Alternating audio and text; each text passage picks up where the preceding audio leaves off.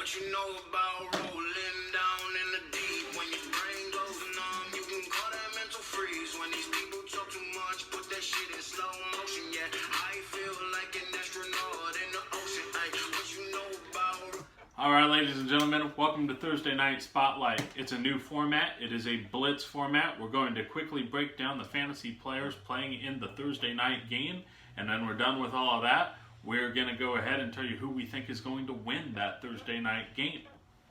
All right, well, I'm going to keep the papers over here, but I will let you have one of them to start off. All right, so it looks like I've drawn DJ Moore. DJ Moore, I believe, is a wide receiver for the Carolina Panthers.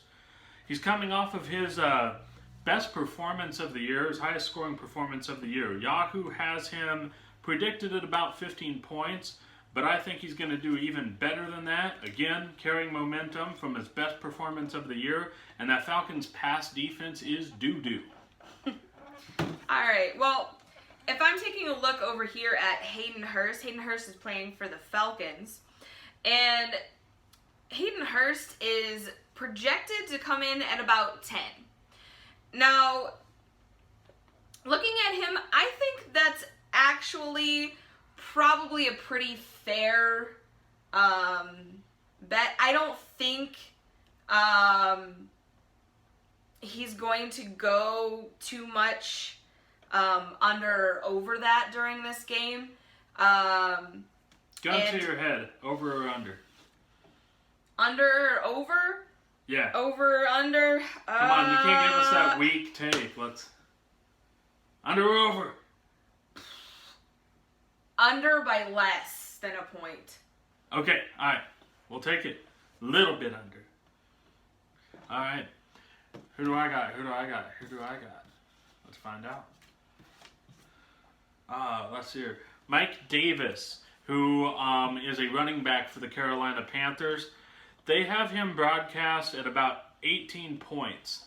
Now, if I remember looking at that, I don't think that he's been trending downward. So he has hit that, and he's even hit higher than that in a few games. But in the last two games, I don't think if I remember right, he hasn't broken the 10-point mark. So he's trending downward. Atlanta actually has a decent running defense, and this may or may not be the return of Christian McCaffrey. And if it is, obviously that number is going to go down. That's a tough call with how he's still listed. Let's see. Next up, we are looking at Calvin Ridley for the Falcons. Calvin Ridley's projected here to come in at 16.95, so almost 17 points. Since they've already faced Carolina once, we've gotten to see what they've done. And last time they faced Carolina, even though they lost to them, Ridley came out and had an excellent game against them. And I think they're going to push him strong again, even if they lose. So I think Ridley's going to go over again. Then I have Robbie Anderson. Robbie Anderson, I think, played for the Jets last year, but he's on Carolina this year. He's been a really great player throughout the year.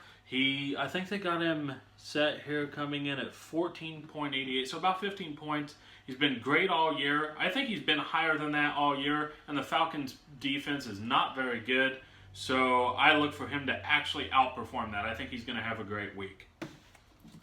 Awesome. Let's see. We got Todd Gurley. Todd Gurley, also a Falcon. There's a lot of Falcons playing this week, I feel like.